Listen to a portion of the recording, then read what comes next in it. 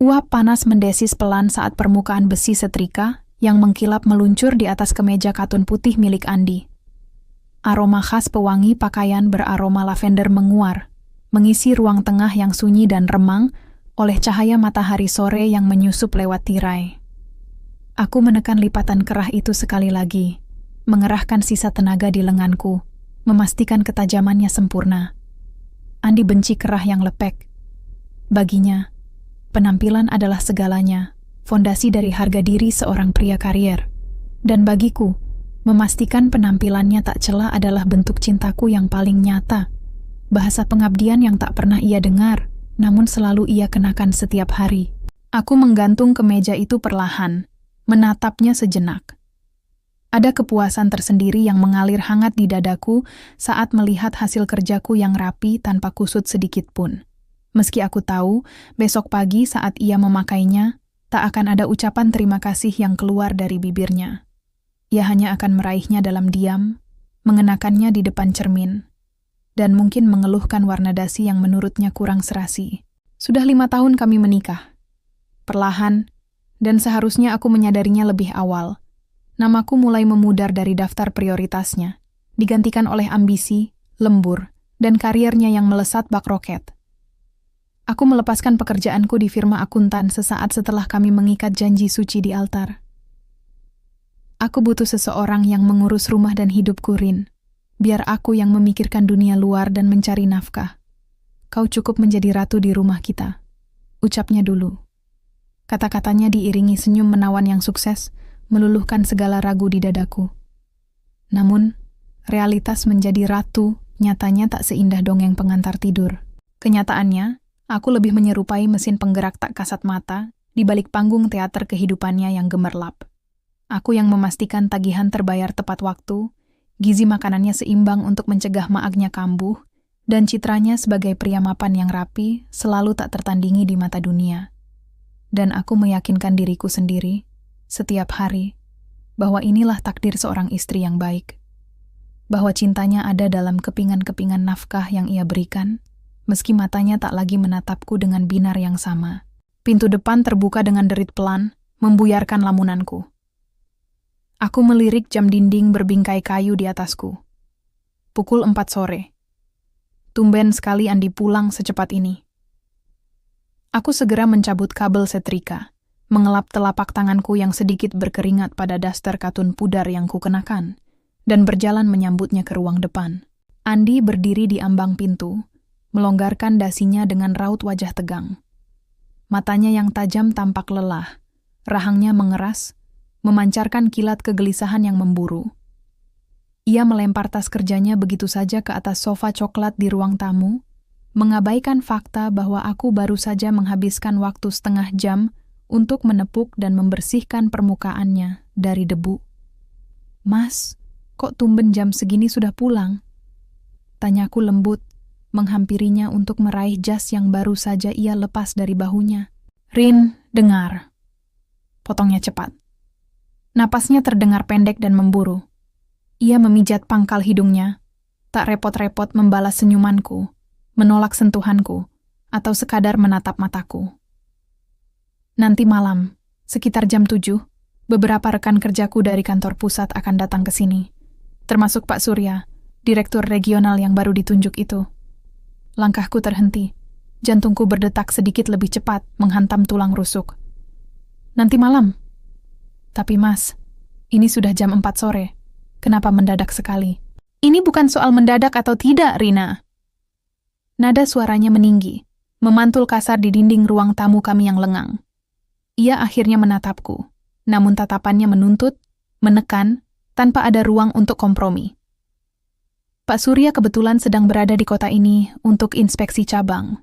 Tadi di kantor, suasana sedang santai dan entah bagaimana obrolan mengarah pada masakan rumahan. Dia bilang sudah muak dengan makanan hotel. Aku butuh momen ini, Rin. Promosi manajer cabang itu akan diumumkan bulan depan. Kalau aku bisa mengambil hatinya melalui jamuan makan malam ini, posisiku aman. Paham?" Aku menelan ludah. Rasa lelah sehabis mengurus rumah seharian, menyapu, mengepel, dan menyetrika mendadak sirna, dikesampingkan oleh sengatan adrenalin dan rasa tanggung jawab yang familiar. Jika ini untuk karier suamiku, jika ini yang ia butuhkan untuk mencapai impiannya, aku harus melakukannya. Aku adalah pasangannya, fondasinya. Baiklah, ucapku selembut mungkin, mencoba meredakan badai ketegangan di wajahnya.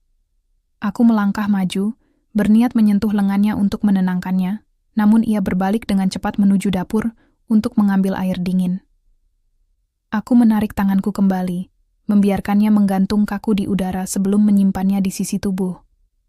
Kamu ingin aku masak apa? Kalau Pak Surya suka masakan rumahan, aku bisa buatkan rendang daging. Kebetulan aku baru beli daging sapi segar tadi pagi, dan bumbunya lengkap.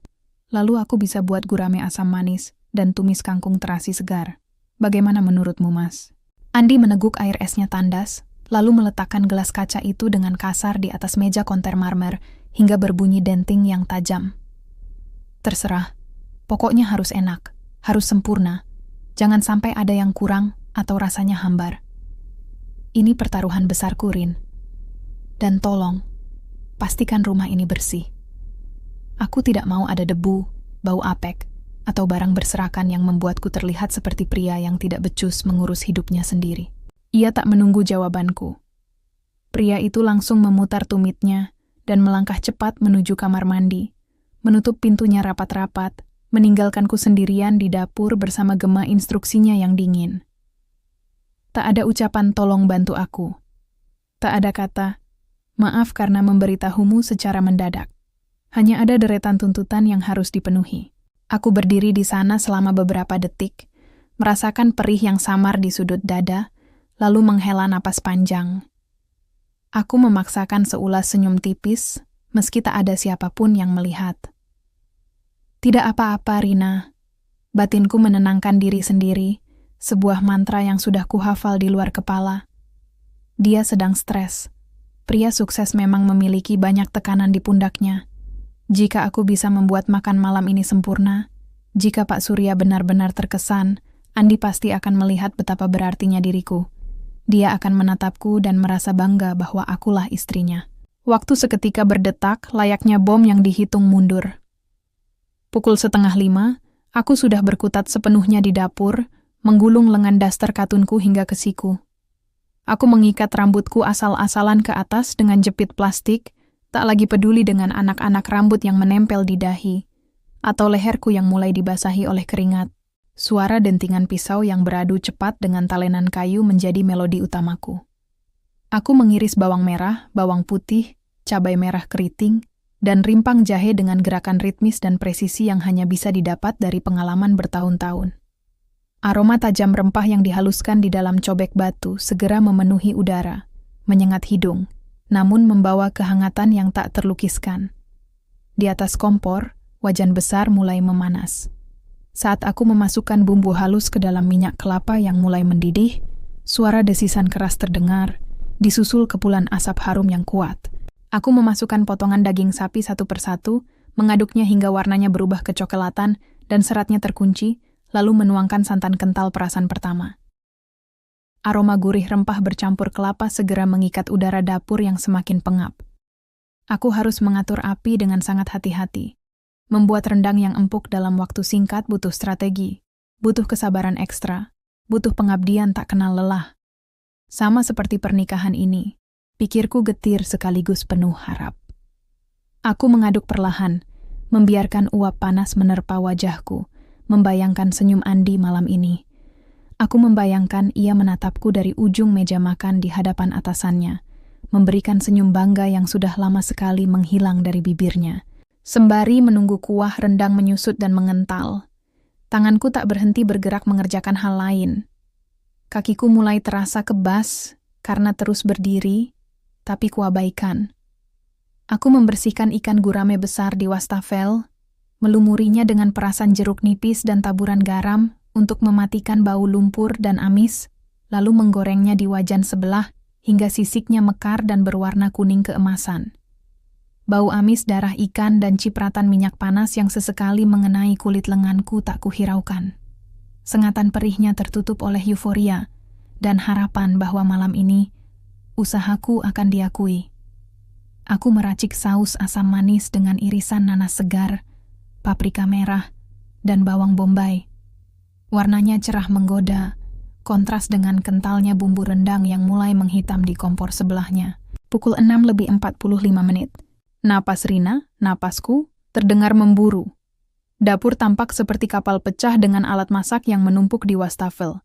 Namun di atas meja makan kayu jati kami di ruang tengah, tersaji sebuah mahakarya yang akan membuat siapapun menitikkan air liur.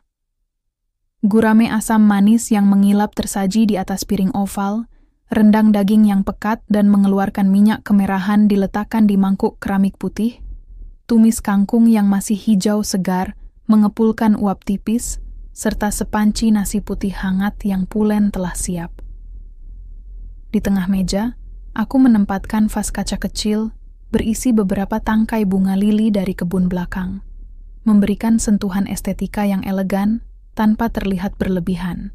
Aku mengusap dahi dengan punggung tanganku yang berlumuran sisa tepung maizena.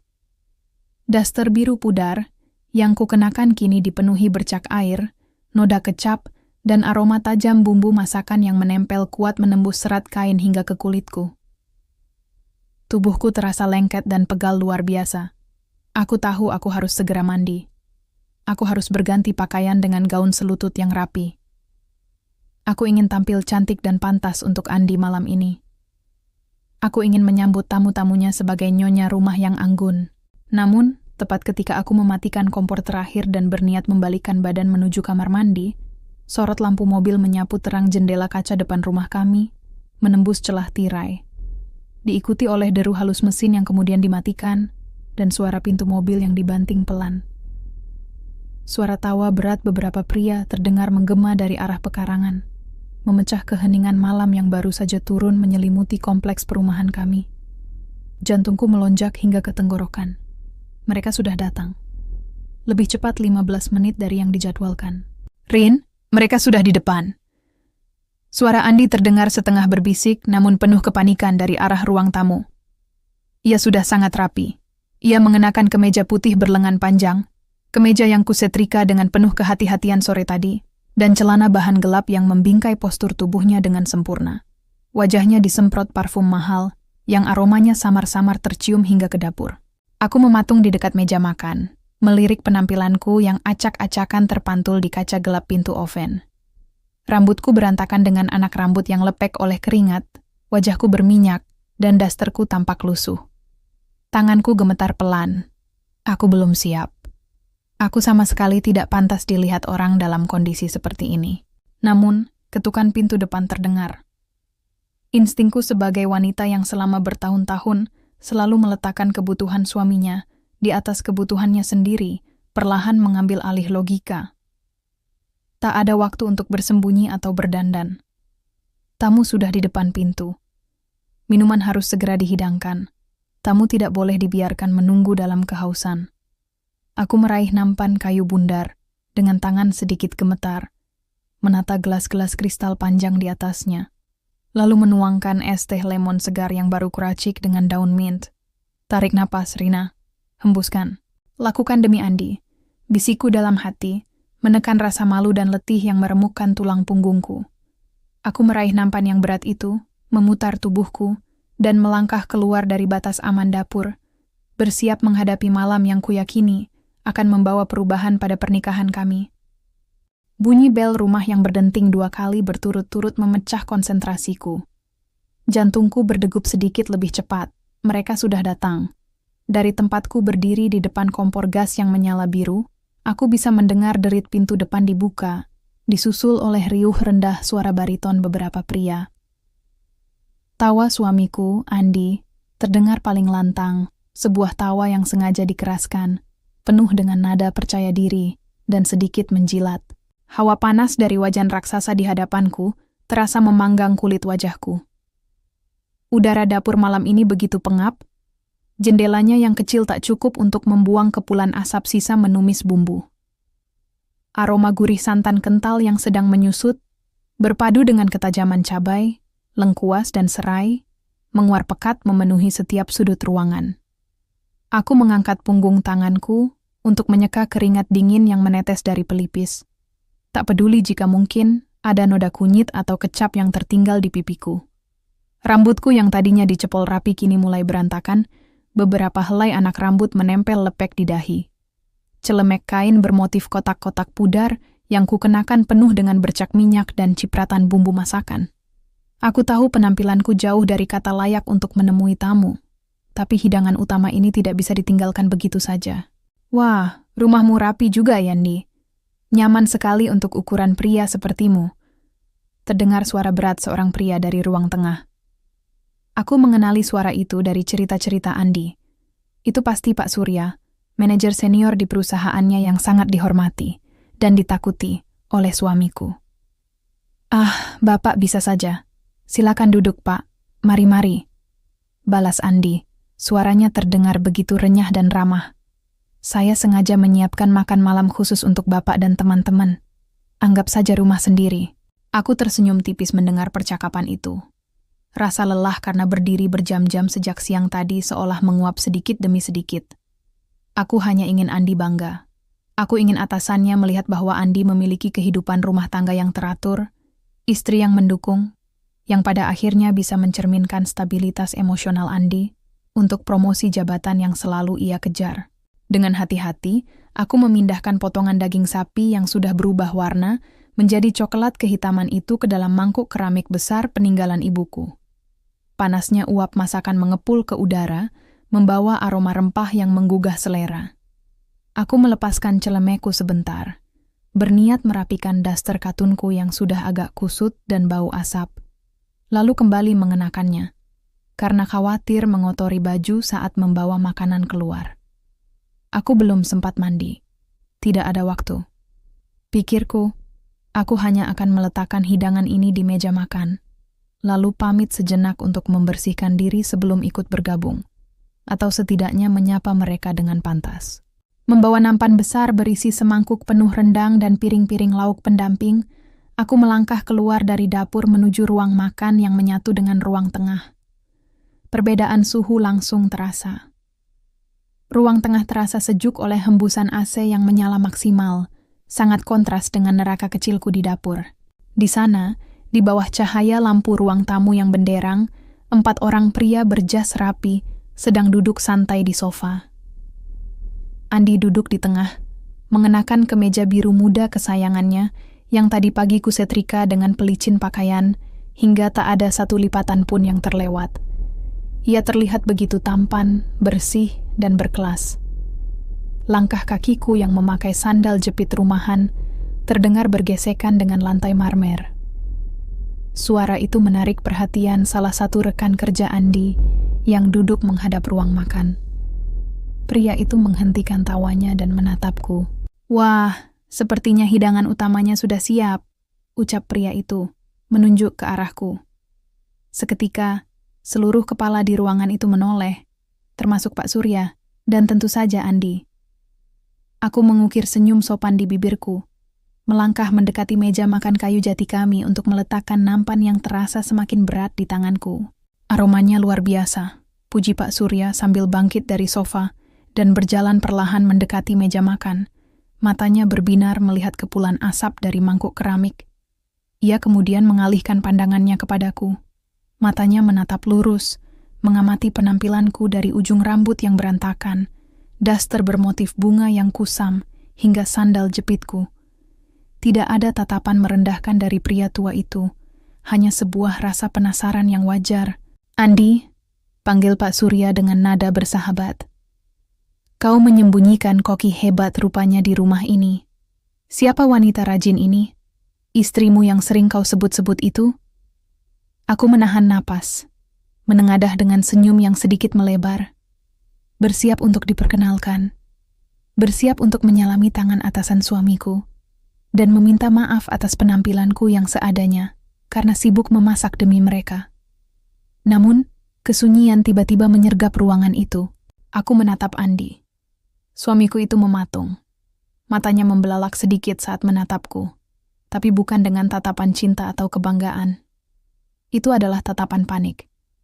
Aku melihat jakunnya naik turun saat ia menelan ludah.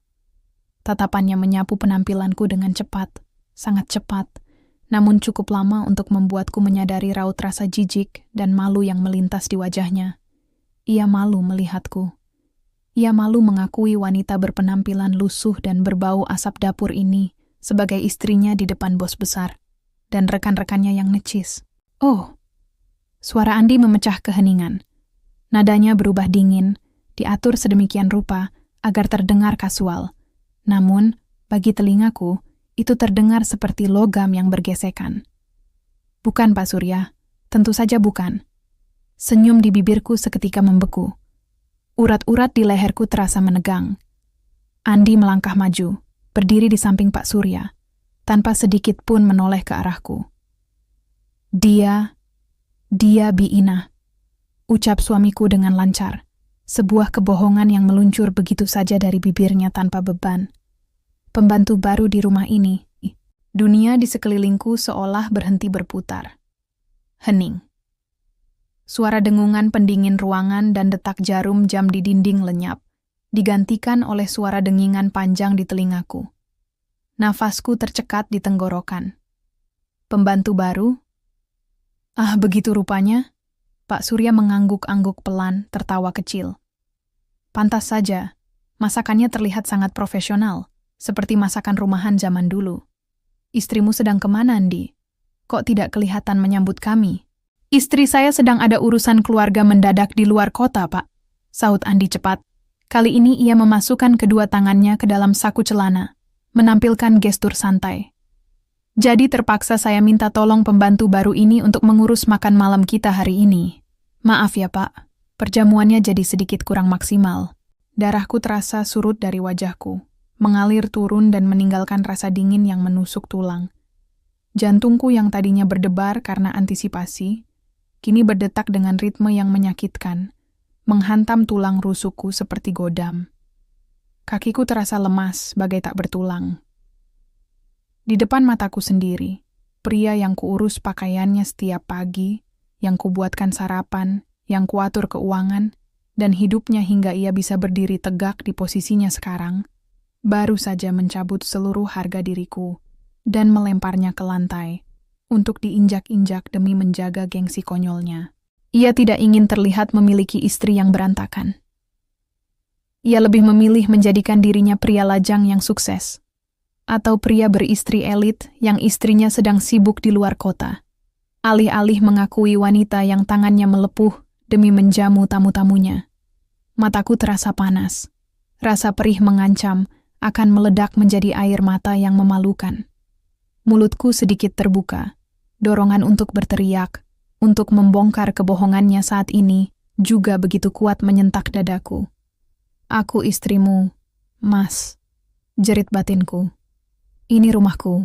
Namun, tepat saat aku nyaris membuka suara, mataku bertemu dengan mata Andi.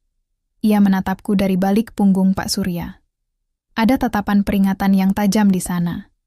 Tatapan tajam mengintimidasi, sekaligus memohon agar aku tidak menghancurkan panggung sandiwaranya. Sesuatu di dalam diriku patah malam itu. Bukan sekadar hatiku, melainkan rasa hormat dan cintaku yang buta kepadanya. Rasa sakit yang melumpuhkan itu tiba-tiba mengkristal, memadat menjadi bongkahan es yang dingin dan tajam di dasar perutku. Air mataku batal menetes.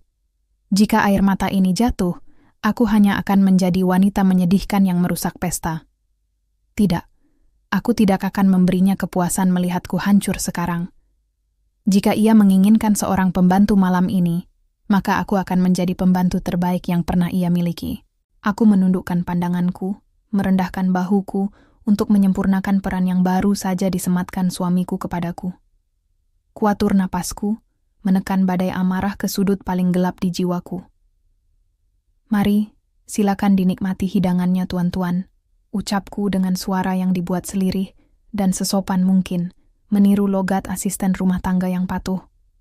Aku menunduk sedikit ke arah Pak Surya, lalu sengaja menunduk lebih dalam ke arah Andi. Permisi, Den Andi, saya kembali ke belakang dulu untuk menyiapkan minumannya. Tanpa menunggu jawabannya, aku membalikkan badan. Langkahku kini tidak lagi gemetar. Saat aku berjalan kembali menuju dapur yang pengap, meninggalkan gemuruh tawa dan decak kagum mereka atas makananku di ruang makan, sebuah benih kelam mulai berakar di hatiku. Kesedihanku telah mati, digantikan oleh rasa muak yang absolut. Andi telah salah memilih lawan main dalam sandiwara ini, dan aku bersumpah. Ia akan membayar mahal untuk setiap kata yang baru saja ia ucapkan. Nampan kayu jati berserat kasar itu terasa dingin di telapak tanganku. Kontras dengan panasnya piring saji berisi sapi lada hitam yang baru saja kuangkat dari wajan. Asap tipis masih mengepul, membawa aroma gurih dari mentega dan bawang putih yang telah menghabiskan waktu berjam-jam kusiapkan. Namun, wangi yang seharusnya menggugah selera itu kini hanya membuat perutku mual. Dari balik dinding partisi yang memisahkan dapur dan ruang makan, suara tawa menggelegar terdengar bagai sambaran petir yang menyambar sisa-sisa harga diriku. Aku menarik napas panjang, membiarkan udara dingin menembus paru-paruku, menekan badai yang mengamuk di dalam dada. Pembantu baru. Dua kata itu terus berdengung di telingaku, berulang-ulang, seolah mengejek setiap tetes keringat yang kujatuhkan demi pernikahan ini.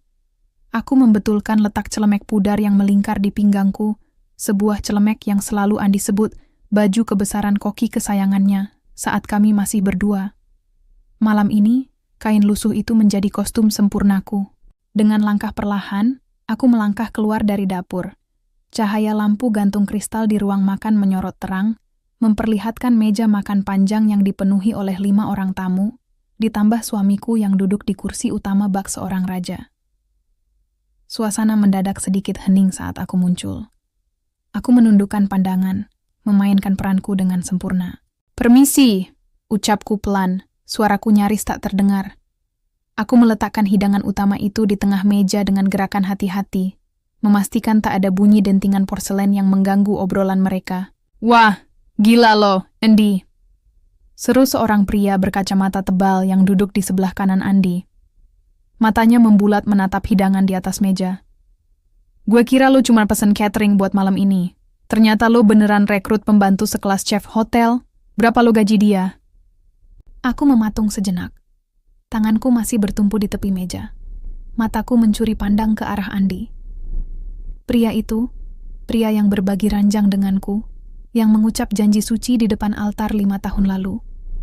Tengah menyandarkan punggungnya dengan santai, memutar gelas anggur merah di tangannya dengan gaya arogan yang tak pernah ku kenal.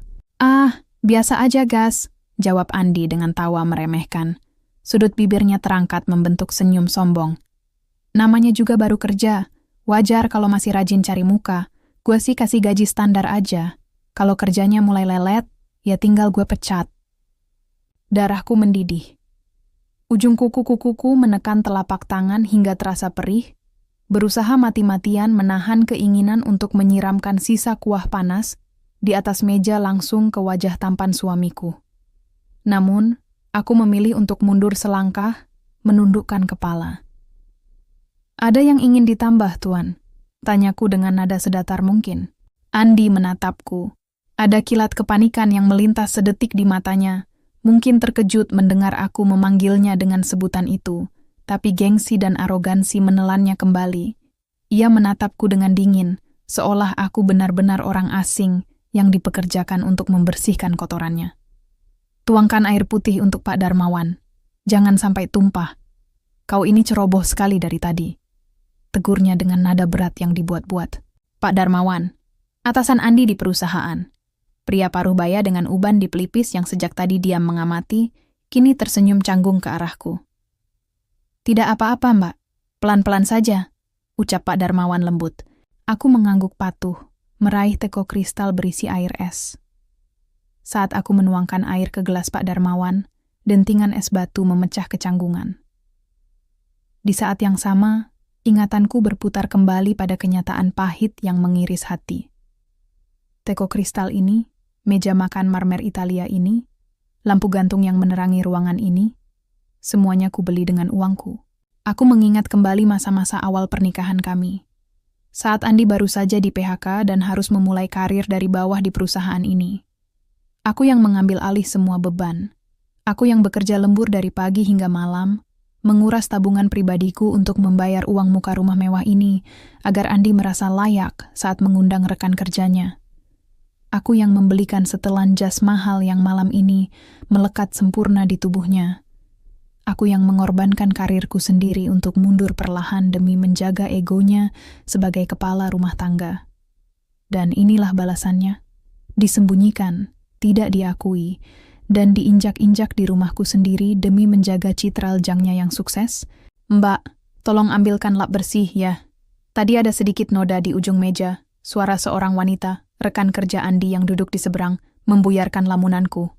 Baik nyonya, segera saya ambilkan, balasku halus. Aku membalikkan badan dan berjalan kembali ke dapur. Saat pintu partisi berayun tertutup di belakangku, senyum patuh yang sedari tadi menempel di wajahku runtuh seketika. Aku menyandarkan kedua tanganku di pinggiran konter dapur yang dingin. Dadaku naik turun dengan cepat. Napasku memburu. Air mata kemarahan menggenang di pelupuk mata. Namun aku menolak membiarkannya jatuh. Aku menengadah, menatap langit-langit dapur. Tidak. Aku tidak akan menangis. Tangisan hanya untuk wanita lemah yang merasa menjadi korban. Malam ini, aku bukan korban. Aku adalah sutradara yang akan menulis ulang akhir dari drama murahan suamiku. Melalui celah pintu, aku terus mengamati gerak-gerik Andi. Dia tertawa lepas, bersulang dengan Pak Darmawan, membual tentang investasi bodong dan kesuksesan finansialnya, yang sebenarnya hanyalah ilusi yang kutopang dari belakang. Ia bersinar di bawah lampu panggung yang kubangun dengan tanganku sendiri. Aku meraih lap bersih dari dalam kabinet. Sambil melipat kain itu dengan perlahan, pikiranku bekerja dengan sangat jernih, lebih jernih dari sebelumnya. Rasa sakit hati yang awalnya menusuk tajam kini telah membeku, berubah menjadi sebilah pedang es yang siap kuhujamkan tepat di jantung kesombongannya. Andi sangat peduli pada reputasinya. Baginya, pandangan Pak Darmawan dan rekan-rekan kerjanya adalah segalanya. Ia rela mengubur eksistensi istrinya sendiri, demi terlihat seperti pria lajang mapan yang sempurna. Maka, satu-satunya cara untuk memberinya pelajaran yang setimpal adalah dengan menghancurkan panggung itu tepat saat ia sedang berada di puncak pertunjukannya. Aku merapikan rambutku yang sedikit berantakan, mencuci tanganku di bawah air mengalir, membiarkan rasa dingin menyapu sisa-sisa keraguanku. Malam ini masih panjang. Hidangan penutup belum disajikan. Aku akan kembali keluar sana, melayani mereka dengan kerendahan hati seorang pembantu yang sempurna, menanti momen yang tepat. Dan ketika momen itu tiba, aku berjanji pada diriku sendiri, Andi tidak akan pernah melupakan malam ini seumur hidupnya.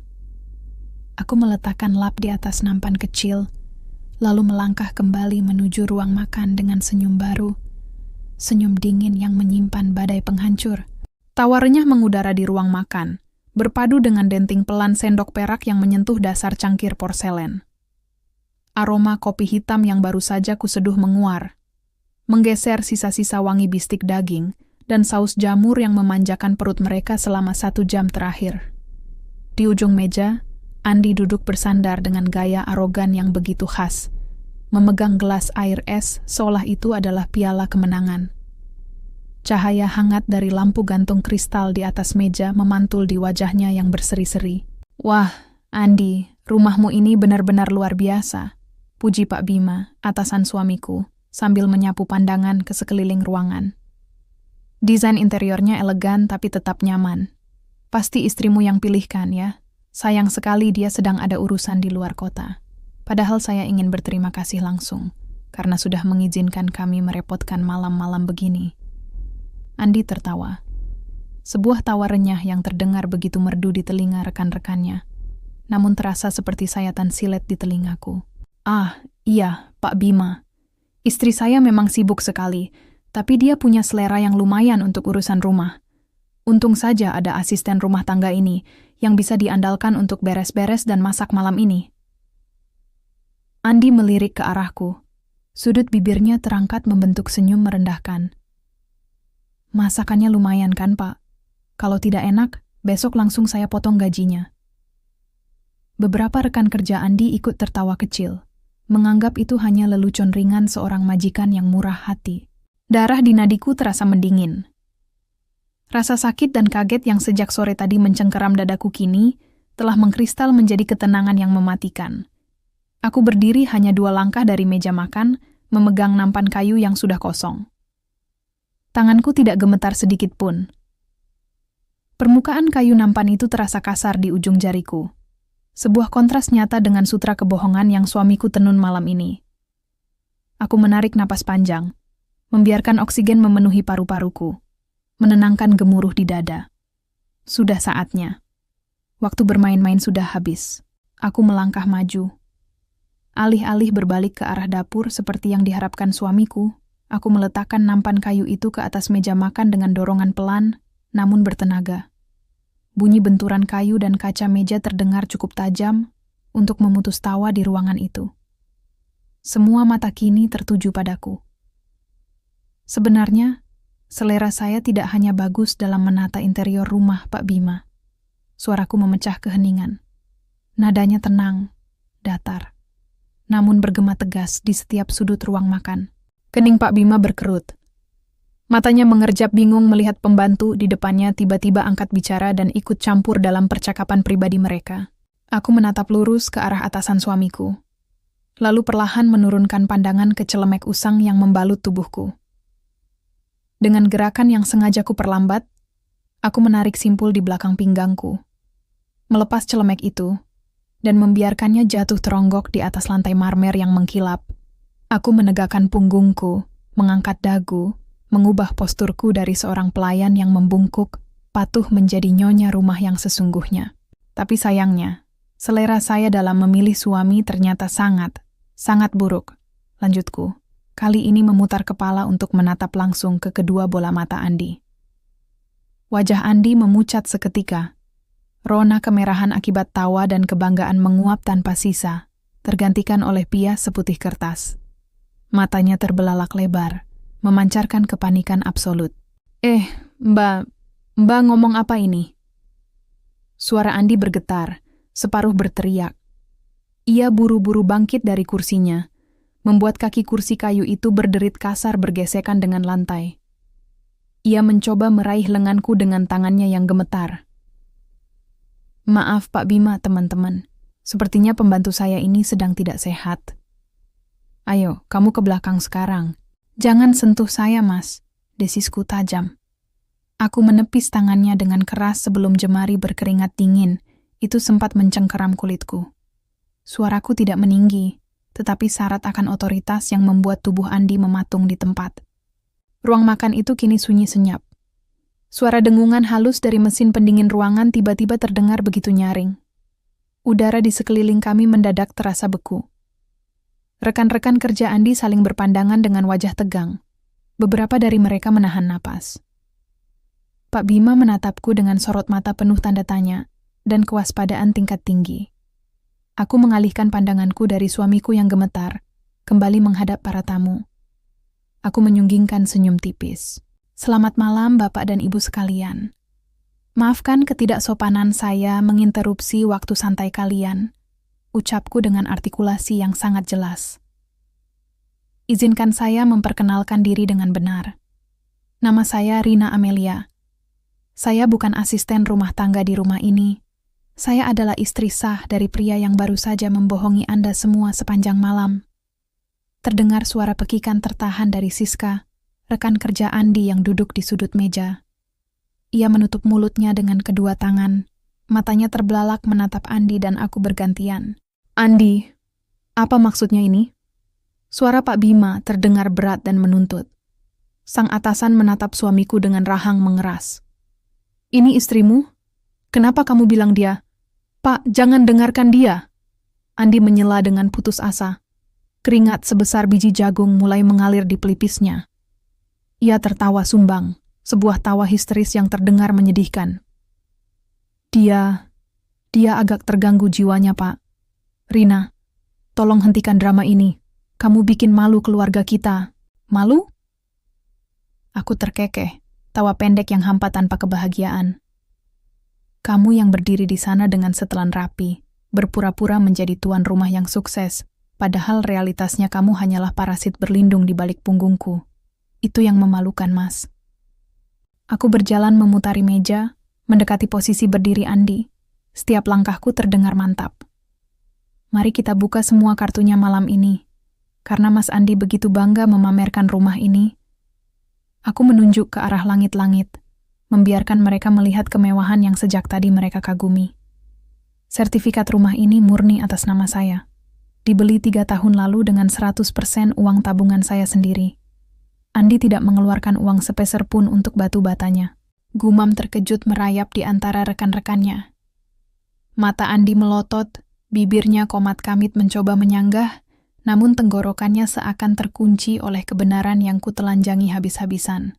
Dan SUV keluaran terbaru yang selalu dibanggakan suamiku di tempat parkir kantor kalian? Aku menatap Siska, lalu beralih ke pria di sebelahnya.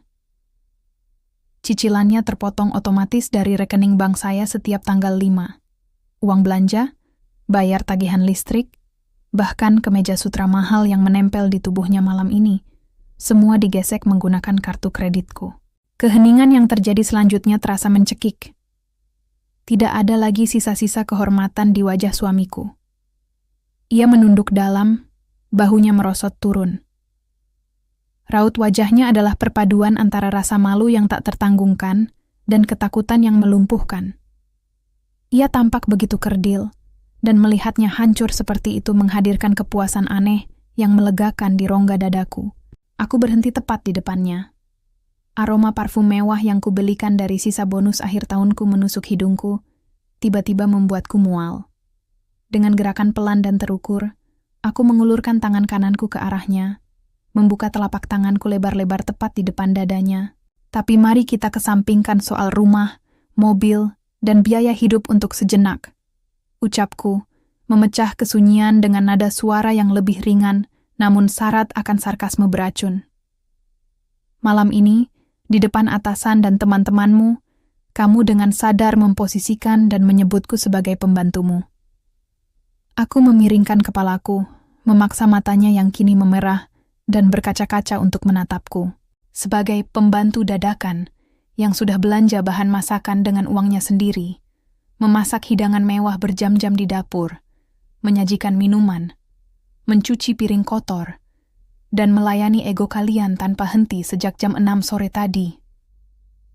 Aku menaikkan telapak tanganku sedikit lebih tinggi, mengetuk udara dengan jari-jariku seolah menagih hutang. Saya rasa saya berhak mendapat upah lembur malam ini, Mas. Mana gaji pembantu yang kamu janjikan? Keheningan yang menggantung di ruang makan itu terasa jauh lebih pekat dari kabut malam. Udara seakan tersedot habis, digantikan oleh ketegangan yang membuat setiap tarikan napas terasa berat.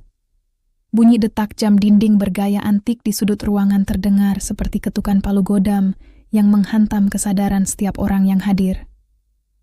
Di ujung meja, garpu yang sedari tadi dipegang oleh Siska, salah satu rekan kerja Andi, tergelincir dari jemarinya yang mendadak lemas, jatuh ke atas piring porselen dengan bunyi klenting, nyaring yang memekakkan telinga. Pak Bram, atasan Andi yang sedari tadi mendengarkan setiap kalimatku dengan raut wajah memerah, kini menatap suamiku dengan pandangan yang sulit diartikan. Ada kombinasi antara rasa jijik, marah, dan ketidakpercayaan yang mendalam di matanya.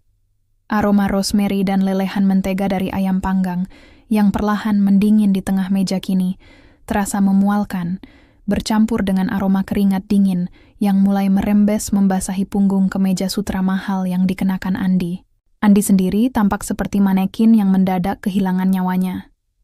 Bahunya yang biasanya selalu tegap, membusung penuh kesombongan dan kebanggaan palsu, kini melorot jatuh. Bibirnya pucat pasi, terbuka sedikit bergetar, namun tak ada satupun silabel yang mampu ia lepaskan ke udara. Matanya yang biasa menatapku dengan kilat meremehkan setiap kali kami berada di rumah, kini bergerak liar, mencari-cari celah keselamatan yang sudah kututup rapat-rapat. Jadi, suara berat Pak Bram akhirnya memecah kebisuan yang mencekik itu. Ia berdiri perlahan, merapikan jas kerjanya dengan gerakan kaku dan tertahan. Wanita yang kamu perkenalkan kepada kami sebagai asisten rumah tangga ini adalah istri sahmu, dan rumah mewah ini. Pak Bram mengedarkan pandangannya ke sekeliling ruangan beralas marmer Spanyol ini, menatap lampu gantung kristal di atas kami. Adalah milik istrimu? Andi tergagap hebat. Tangannya gemetar saat ia setengah berdiri, mencoba meraih lengan jas Pak Bram. Pak, saya bisa jelaskan. Tolong, ini hanya salah paham yang fatal. Rina sedang... Cukup, Andi, potong Pak Bram tajam. Suaranya tidak keras, ia tidak berteriak, namun ketegasannya seakan menebas sisa-sisa harga diri Andi hingga berkeping-keping. Saya tidak pernah mencampuri urusan rumah tangga karyawan saya. Itu ranah pribadi. Tapi seorang pria yang berani mempermalukan dan tidak menghargai istrinya sendiri, wanita yang ternyata menopang hidupnya, di depan orang lain demi sebuah kebanggaan semu, adalah pria yang sama sekali tidak punya integritas. Jika kamu bisa berbohong sedemikian rupa tentang kehidupanmu sendiri, saya meragukan kejujuranmu dalam mengelola proyek perusahaan. Kita bicarakan posisimu di kantor besok pagi. Mendengar itu, rekan-rekan kerjanya yang lain buru-buru berdiri dari kursi mereka, seolah kursi itu tiba-tiba terbakar. Tak ada pamit yang hangat. Hanya gumaman canggung, basa-basi pelan ke arahku, dan tatapan menghindar dari Andi. Aku berdiri di sana, menyilangkan tangan di dada, merasakan hawa dingin dari lantai marmer menembus sol sepatuku. Ada kepuasan murni yang mengalir deras di pembuluh darahku saat melihat punggung-punggung tamu itu menghilang dari balik pintu utama. Kini, hanya tinggal kami berdua. Suara pintu depan yang tertutup rapat menjadi semacam gong tanda dimulainya babak terakhir dari sandiwara menyedihkan ini. Andi perlahan menoleh ke arahku. Wajahnya yang memerah karena malu kini berubah pucat diwarnai keputusasaan yang nyata. Rina, panggilnya Parau. Ia melangkah terhuyung mendekatiku. Tangannya terulur seolah ingin menggapai sesuatu yang tak kasat mata. Apa yang sudah kamu lakukan? Kamu menghancurkan karirku. Kamu menghancurkanku di depan bosku. Aku menatapnya datar. Kelopak mataku bahkan tidak berkedip. Tidak ada air mata yang menggenang. Sumur kesedihanku untuk pria di hadapanku ini sudah lama mengering, dihisap habis oleh penderitaan berbulan-bulan. Aku menghancurkanmu? Tanyaku dengan nada rendah, nyaris berbisik. Namun suaraku bergema memantul di dinding ruangan yang sunyi ini. Aku hanya memegang cermin di depan wajahmu, Andi. Kamu yang menghancurkan dirimu sendiri dengan kebohonganmu. Aku hanya menyalakan lampunya, agar semua orang bisa melihat wujud aslimu. Tiba-tiba, pertahanannya runtuh. Andi menjatuhkan dirinya ke lantai. Lututnya menghantam marmer, dengan bunyi tumpul yang menyedihkan. Ia merengkuh pergelangan kakiku. Wajahnya menengadah dengan air mata, yang mulai mengalir deras membasahi pipinya. Maafkan aku, Rin. Ya Tuhan, aku salah. Aku khilaf. Aku hanya merasa rendah diri. Aku hanya ingin terlihat sukses di depan mereka. Aku janji akan berubah. Aku akan beritahu mereka yang sebenarnya besok. Tolong, jangan begini. Jangan buang aku. Aku menunduk, menatap buku-buku jarinya yang memutih karena mencengkeram ujung gaunku. Bau parfum maskulinnya, wangi musk dan sandalwood, yang dulu selalu membuatku merasa aman dan dicintai, kini hanya memicu rasa muak di dasar perutku. Perlahan, namun dengan tenaga yang absolut dan tak bisa dibantah, aku menarik kakiku mundur, melepaskan paksa cengkeramannya. Berdiri, Andi, kataku dingin, nyaris tanpa intonasi. Jangan membuat dirimu terlihat lebih menyedihkan dari yang sudah-sudah. Ia menggeleng cepat, masih berlutut di bawah kakiku. Rina, tolong. Beri aku satu kesempatan lagi. Aku ini suamimu. Kita sudah berjanji di depan altar. Suami? Aku tertawa getir, suara tawa yang kering dan hampa. Suami macam apa yang mengenalkan istrinya sebagai pembantu di rumahnya sendiri? Suami macam apa yang menikmati segala fasilitas keringat istrinya, namun meludahinya di depan orang lain agar terlihat hebat? Pernikahan kita sudah mati malam ini, Andi. Tepat saat kamu membiarkan mereka memanggilku Bibi, dan kamu hanya tersenyum bangga menerimanya. Aku membalikan badan, berjalan tenang menuju meja konsol di dekat tangga lengkung. Dari baliknya, aku menarik sebuah koper besar berwarna hitam yang sudah kusiapkan dan kuisi penuh dengan pakaiannya sejak sore tadi. Aku menyeret koper itu dan mendorongnya keras hingga meluncur dan berdebum tepat di depan lutut Andi. "Ini rumahku," ucapku dengan artikulasi yang sangat jelas dan lambat, membiarkan setiap suku kata meresap masuk menembus tengkoraknya. "Sertifikatnya atas namaku, dibeli dengan uangku. Mulai detik ini, kamu tidak punya hak apapun di sini. Dokumen perceraian akan dikirimkan pengacaraku ke kantormu besok. Sekarang, ambil kopermu dan keluar dari rumahku." "Malam ini? Rina, kamu gila. Ini sudah hampir tengah malam. Kemana aku harus pergi?" Protesnya, matanya membelalak panik.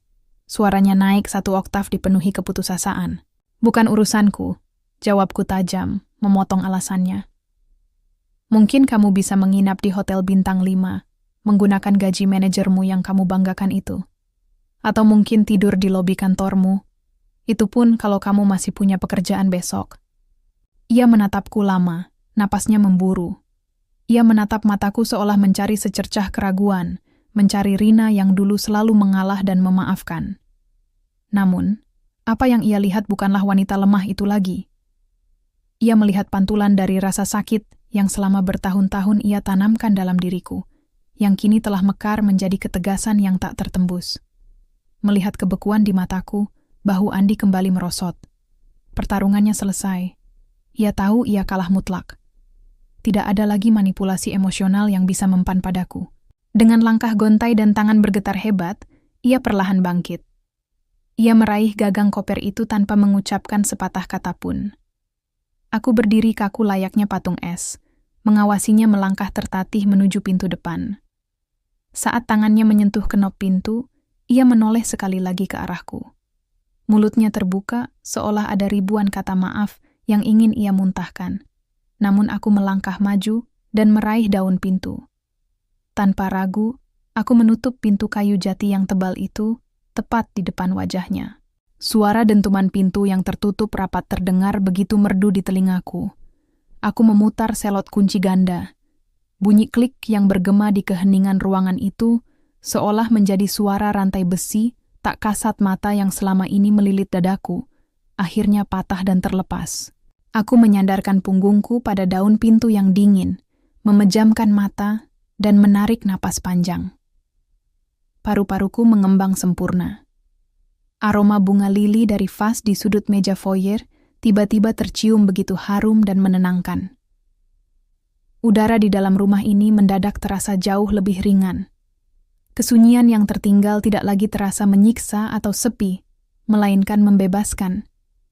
Ini bukan akhir dari duniaku. Malam ini, di atas puing-puing pernikahan yang telah hancur lebur, aku akhirnya menemukan diriku kembali.